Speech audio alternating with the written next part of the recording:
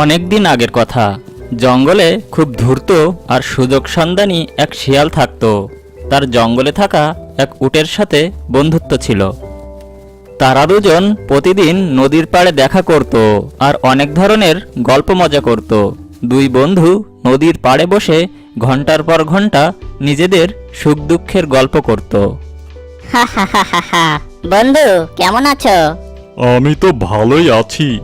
এখন বলো, তুমি কেমন আছো? আমিও ঠিকঠাকই আছি। কথা বলতে বলতে সময় কিভাবে চলে যেত তারা তা বুঝতেই পারত না। শিয়াল তার স্বভাবের কারণে অনেক ধূর্ত আর চালাক ছিল, কিন্তু উট সহজ সরল আর বোকা স্বভাবের ছিল। এমনিভাবে তাদের দিন কেটে যাচ্ছিল। একদিন এক কাক শিয়ালকে বলল,